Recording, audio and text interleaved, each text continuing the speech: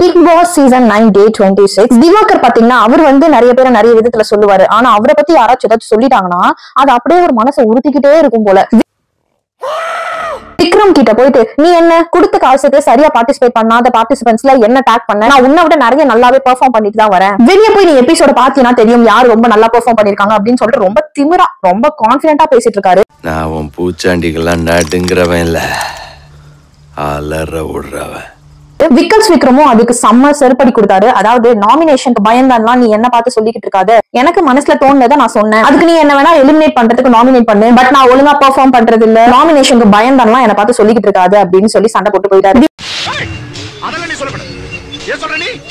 திவாகர் ரொம்ப ஓவர் கான்பிடென்ட்ல இருக்காரு. அவருக்கு உண்மையாவே ஃபேன் பேஸ் வந்து அதிகமா இருக்கும் அப்படின்னு நினைச்சுக்கிறாரு. திவாகர் திமிரா சரி நம்ம ரெண்டு பேருமே நாமினேஷன்ல நிப்போம், யார் ஜெயிக்கான்னு பாக்கலாம் அப்படின்னு பேசிட்டு இருப்பாரு. கொஞ்சம் மாச்சு அறிவு இருக்காங்க உங்களுக்கு. இது என்ன ரெண்டு பேருக்கு ஓட்ட பந்தயத்தை வச்சுட்டு யார் ஜெயிப்போம்னு பாக்குற விஷயமா என்ன, எல்லாமே கேரக்டர் டிபெண்டன்ட் தான். திவாகர் அண்ணன் எப்படி நம்ம டேக் பண்ணதுக்கு வம்பு இருக்கிறாரோ அதே மாதிரி இந்த சைட் தங்கச்சி பார்வதி வந்துட்டு ரம்யா கிட்ட என்னையா நீ ஃபர்ஸ்ட் அதுல சொன்ன அப்படின்னு சொல்லி கேட்டுட்டு இருப்பாங்க.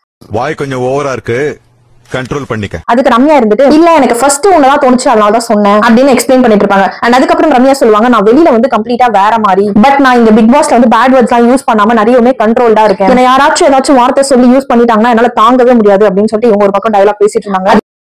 அவனை சொல்லி நிறுத்துங்களேன்டா, அவன் நிறுத்துற அந்த லூசுக்கு மட்டும் வந்துட்டே இருக்கான்.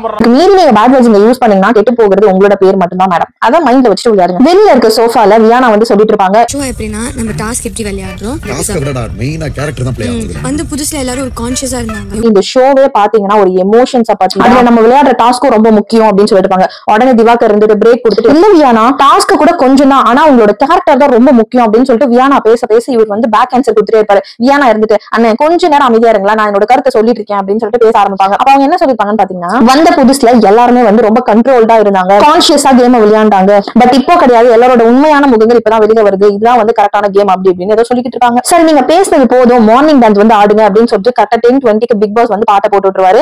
எல்லாரும் செமையா டான்ஸ் ஆடிட்டு இருப்பாங்க. அதுக்கப்புறம் சரி இன்னைக்கு எப்படியாச்சும் நம்ம இவங்களை வச்சு ஓட்டி ஆகணுமே அப்படின்னு சொல்லிட்டு பிக் பாஸ் எடுத்துட்டு ஸ்டோரி டெல்லிங் ரெண்டு பேர் பண்ணணும், பேலன்ஸ் இருக்கா எஃப்ஜேவும் சபரியும் பண்ணணும் அப்படின்னு சொல்லிடுவாரு. எஃப்ஜே அவரோட ஸ்டோரி ஆரம்பிப்பாரு பாருங்க, கிட்டத்தட்ட 2 மணி நேரம் பேசிட்டு இருந்திருப்பாரு.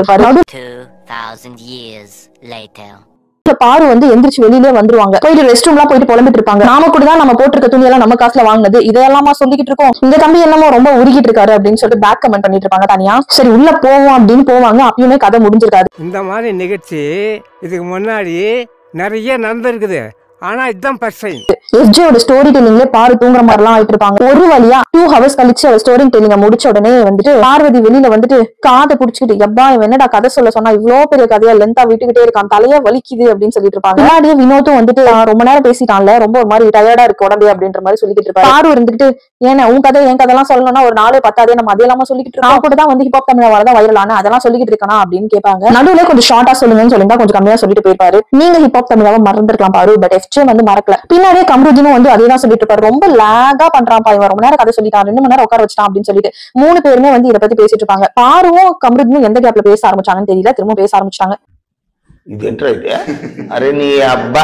இந்த பிரேக்கு அப்புறம் சபரியோட ஸ்டோரி டெல்லிங் ஸ்டார்ட் ஆகும். அவரோட ஸ்டோரி பாத்தீங்கன்னா நிறைய வந்து விஜய் டிவி ரிலேட்டடா இருக்கும். ஃபர்ஸ்ட் 3 டைம் வந்து விஜய் டிவியால அவர் ஏமாந்ததை பத்தி சொல்வாரு. அண்ட் அதுக்கப்புறம் அவருக்கு லைஃப் கொடுத்தது விஜய் டெலிவிஷன் தான், நான் வந்து கெத்தா சொல்லுவேன் நான் ஒரு விஜய் ப்ராடக்ட் அப்படின்னு சொல்லிட்டு அவர் வந்து கெத்தா சொல்லிக்கிட்டு இருந்தாரு.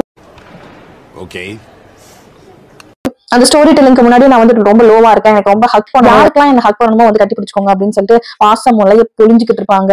அண்ட் அதுக்கப்புறம் அந்த வீட்டுல இருக்க எல்லாருமே ஸ்டோரி டெல்லிங் இவ்வளவு நாள்ல முடிஞ்சது இல்லையா, அதுல வந்து எல்லாருமே வந்து பெஸ்ட் ஸ்டோரி டெல்லிங் 2 பேரையும், டைம் வேஸ்ட் பண்ற மாதிரி ஸ்டோரி சொன்னாரு அப்படின்னு 2 பேரையும், போரிங்கா கதை சொன்னாரு அப்படின்னு 2 பேரையும் டேக் பண்ணணும். எந்த 2 நபர்கள் கதை சொல்லும் போது ரொம்ப போரிங்கா, எஃப்ஜேயும் திவாகரனாவும் எஃப்ஜே சொல்வேன். இது போயிட்டு இருக்கும் போதே நிறைய பேர் வந்து நடுவுல வந்து அவங்க கருத்தை வந்து சொல்லிக்கிட்டே இருப்பாங்க. ரம்யா இருந்துட்டு நான் வந்து என்னோட மொத்த உலகமே அந்த ஒரு பையன் தான் நினைச்சேன், அதனால தான் அந்த பையனே கதையை சுத்தி சுத்தி சொன்னேன், ஆனா அதெல்லாம் நீங்க போரிங் டைம் வேஸ்டிங்னு சொல்றது எனக்கு வந்து கஷ்டமா இருக்கு அப்படின்னு சொல்லிட்டு அழுதுட்டு இருப்பாங்க.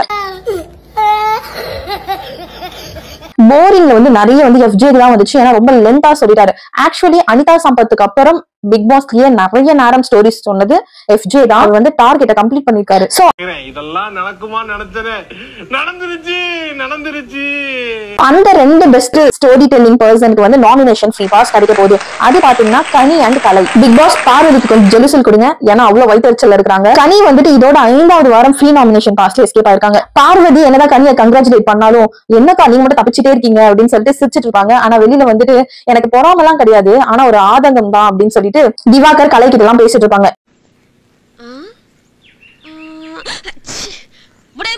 இந்த அக்கா வந்து ஃப்ரீ நாமினேஷன் பாஸ்டே தப்பிச்சு இந்த சீசனே ஓட்டிடுவாங்க போல அப்படிங்கிற மாதிரி கண்டிப்பா கொஞ்சம் வயிற்றுச்சல் இருக்கதானே செய்யும். அண்ட் அதுக்கப்புறம் பிக் பாஸ்ல இருந்து ஒரு அனௌன்ஸ்மெண்ட் வரும், last round of locker task. இதுல வந்து எல்லாருமே உள்ள போலாம், எல்லாருமே எல்லா பொருளுமே எடுத்துக்கலாம் அப்படின்னு சொல்லிடுவாரு. இவங்க எல்லாருமே என்ன நினைச்சிருப்பாங்க, நம்ம ஓடி போயிட்டு எல்லாத்தையுமே வந்து எடுத்து நம்ம எடுத்துக்கலாம் அப்படின்னு நினைச்சிட்டு இருப்பாங்க. ஆனா பிக் பாஸ் சொல்லிப்பாரு, நீங்க பொறுமையாவே போய் கூட எடுத்துக்கலாம், எல்லாத்தையும் நீங்க உள்ள எடுத்துட்டு வந்துட்டா போதும், அது எல்லாமே உங்க திங்ஸ் தான் அப்படின்னு சொல்லிட்டு ஒரு பல்பை கொடுப்பாரு. சபரி இருந்துட்டு அதை முதலே சொல்ல வேண்டியதானுங்க, நான் வேற ஓடி போய் உள்ள ஒரு திங்ஸ் எல்லாம் எடுக்க ட்ரை பண்ணிட்டு இருந்தேன் அப்படின்ட்டு. அதுக்கப்புறம் இன்னும் கொஞ்சம் எபிசோட் வந்து லேக் அடிக்குது அப்படின்னு சொல்லிட்டு ஒரு கேம் வைப்பாங்க.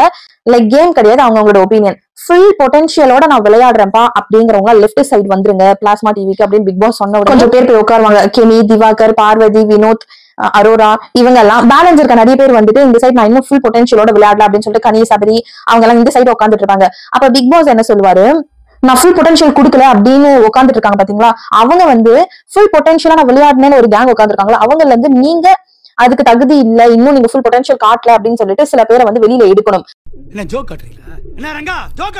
அப்படி பாத்தீங்கன்னா நிறைய பேரோட ஒப்பீனியன் படி பிரவீன்ராஜ், அரோரா இன்னும் சில கண்டஸ்டன்ட் எல்லாம் அங்க வந்து கூப்பிட்டு உட்கார வச்சிருவாங்க. அண்ட் அதுக்கப்புறம் பிக் பாஸ் வந்து ஒரு உறுதிமொழி சொல்லிட்டு இருப்பாரு, அதாவது இதுக்கு மேலாச்சும் நீங்க வந்து ஃபுல் பொட்டன்ஷியல் கொடுத்து நல்ல பிளேயரா இந்த சீசன்ல இருக்கணும் அப்படின்னு சொல்லிட்டு ஒரு குட்டி அட்வைஸ் கொடுத்துட்டு இருப்பாரு. இந்த மாதிரி டெய்லி பிக் பாஸ் கண்டென்ட்க்கு நம்மளோட சேனலை சப்ஸ்கிரைப் பண்ணிக்கோங்க. அண்ட் அந்த பெல் ஐகானையும் கிளிக் பண்ணிக்கோங்க. அப்பதான்